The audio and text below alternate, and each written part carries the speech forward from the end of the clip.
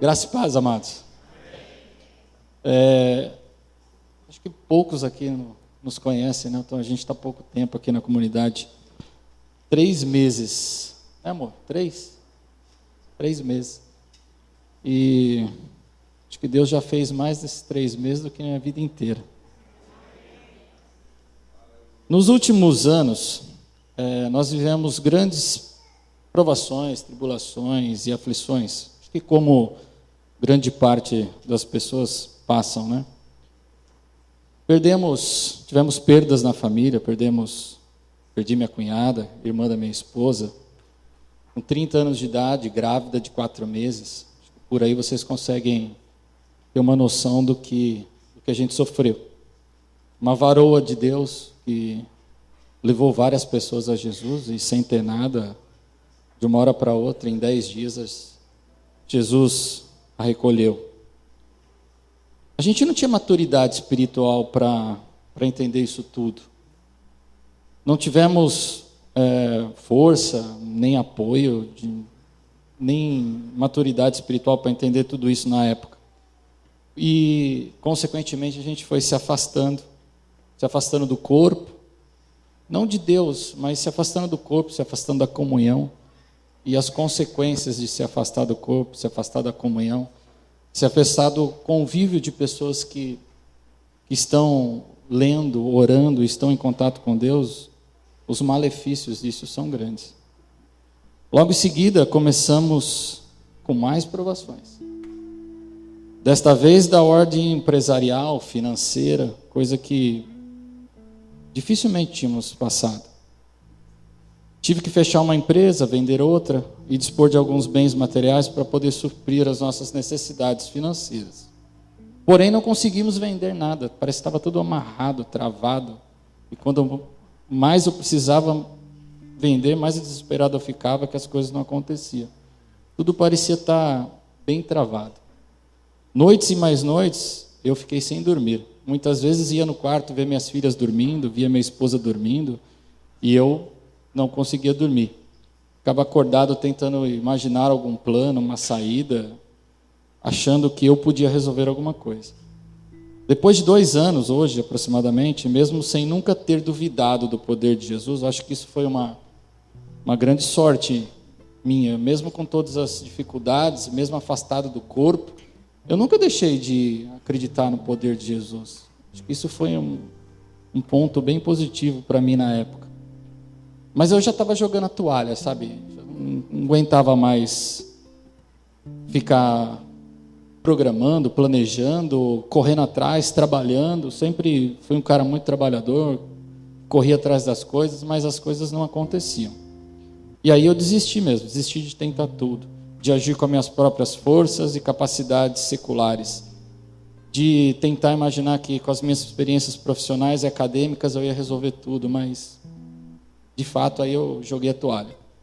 E neste dia eu me lembro que um dia à noite eu me ajoelhei no banheiro de casa e comecei a falar com o Senhor, que já não fazia muito tempo que eu estava daquele jeito e que eu não conseguia mais fazer nada, e falei para Ele me perdoar. E aí eu lembro que eu orei assim: perdoe-me, Senhor, nada sou, nada tenho, não sei mais nada do que fazer. Cansei de tentar ser o Deus da minha própria vida e tentar resolver tudo e nada conseguir. Por favor, Jesus, opera um milagre na minha vida, usa-me como desejar. E aí eu me apeguei muito, eu, minha esposa, minha casa, em 1 Coríntios 2,9. Depois, se vocês quiserem ler em casa. Daí em diante voltei a confiar somente no Senhor Jesus, não mais em minhas forças e capacidades. E aí, primeiro o Senhor enviou um irmão amado para me lembrar que eu não sabia de nada e que estava muito distante de Jesus e sua palavra. Até hoje esse irmãozinho me ajuda, dedicando de suas quartas-feiras à noite, para juntos estudarmos a Bíblia, que tem sido uma bênção em nossa vida. Na sequência, conhecemos um pastor muito doido, destemido, corajoso. Chegou em casa, no seu primeiro encontro, onde nos conhecemos, e sem meias palavras, nos açoitou com a palavra. Um chacoalhão daqueles que precisávamos. Em seguida, conhecemos esta comunidade, a qual jamais pensamos em conhecer. Aí Jesus começou o tratamento em nossa saúde espiritual. Começamos a reagir, levantar e entender o que Jesus queria e ainda quer de nós. Hoje, após 3 meses nesta comunidade, iniciamos um RIP diferente em casa, um estudo bíblico, ao qual o Daniel Saad nos ajuda. Começamos eu, Daniel e Lidiane, né? Nós 3. Hoje, depois de 3 meses, tem quase 30 pessoas nos ajudando, nos ensinando e compartilhando a palavra com a gente. Iniciamos uma nova vida de comunhão com irmãos amados aqui dessa igreja, uns novos, outros já de velha data, e estamos caminhando juntos com a palavra. Voltamos a dizimar e ofertar, voltamos a ler e estudar a Bíblia diariamente, estamos orando mais com frequência e sempre que podemos, todos os dias. Ouvimos louvores praticamente o dia todo. Sempre que temos a chance, lá está tocando um CDzinho, no carro, em casa, no trabalho. Hoje minha empresa tornou-se um ministério para evangelização. Isso eu aprendi com o Lucas. Me disse que, num bate-papo lá na loja, não sei nem se você lembra disso, mas que, para que eu tinha uma empresa? Para ganhar dinheiro? Para me realizar como empresário? Ou para que eu pudesse evangelizar as pessoas que fossem até minha empresa? Eu, com 2 anos de empresa, não tinha evangelizado ninguém, não tinha falado de Jesus para nenhum cliente.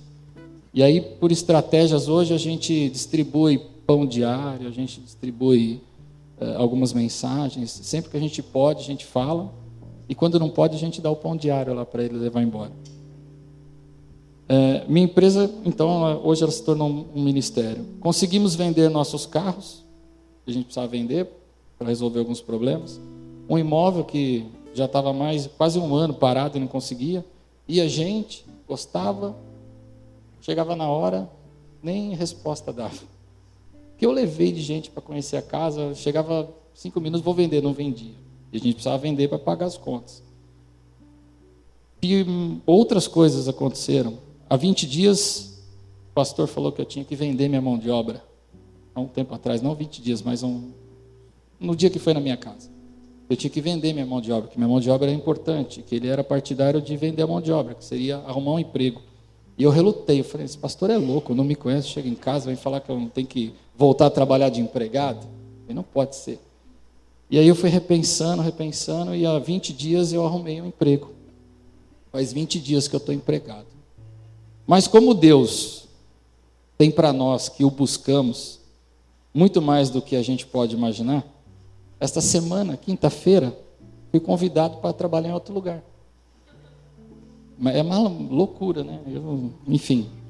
E aí eu fui numa entrevista totalmente despretensiosa.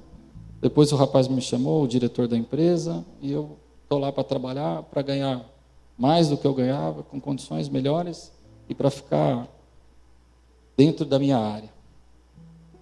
Chego a ficar sem palavras por tanto amor do Pai e fico até constrangido com tanta coisa que tem acontecido na minha vida, sem que a gente mereça tudo isso, né? O consultório de minha esposa, minha querida esposa amada Lidiane, que é psicóloga, para quem não conhece, também vinha passando por dificuldades, né? O ano passado ela chegou a querer desistir da profissão depois de 20 anos de formada, porque tinha perdido mais da metade dos pacientes. Não é coincidência, mas de 1 mês, 2 para cá, eu quase não tenho visto ela em casa. A agenda quase não tem espaço, tem alguns dias cheios já. E eu falei para ela, profetizei na vida dela. Falei, compra outra agenda, essa é pequena. E ainda tem vaga lá na agenda, viu? Enfim, Deus tem feito muito mais por nós depois que nos reposicionamos em seus caminhos. Mas o meu maior testemunho não é esse. Meu maior testemunho que eu trouxe aqui, aceitei o convite do Lucas de falar para vocês, é o que Jesus tem feito na minha vida espiritual. Porque o material, o que a gente vai levar daqui? Nada. O material é o que o pastor falou, a gente tem que ter o essencial, a porção na medida certa para a gente poder viver. alimentar a nossa família enquanto a gente estiver aqui.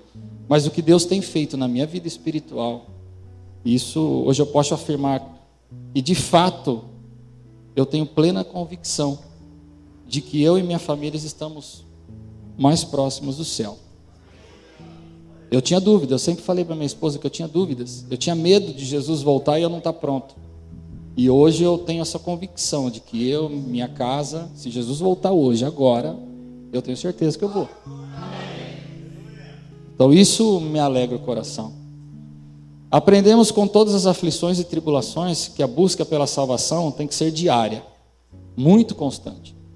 Não creio que uma vez salvo, sempre salvo, como alguns dizem, sem estar no caminho e vivendo os mandamentos e graça do Senhor. O diabo é esperto, e isso eu tenho observado a cada dia. O que o André falou ali é uma verdade muito grande. Quanto mais a gente se aproxima de Deus, quanto mais a gente busca o Senhor, mais o diabo se aprimora em tentar nos pegar.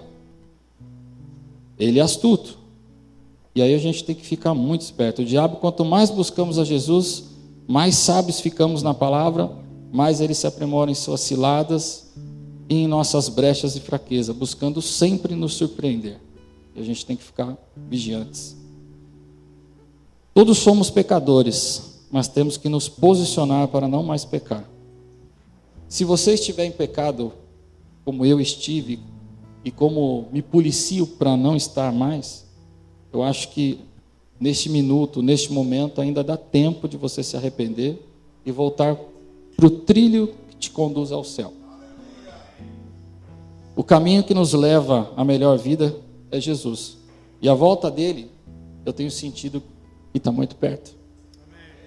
Então, esses dias eu escutei um irmão, um querido, falando para mim que ele tinha muitos pecados e que às vezes ele se constrangia em voltar para os caminhos.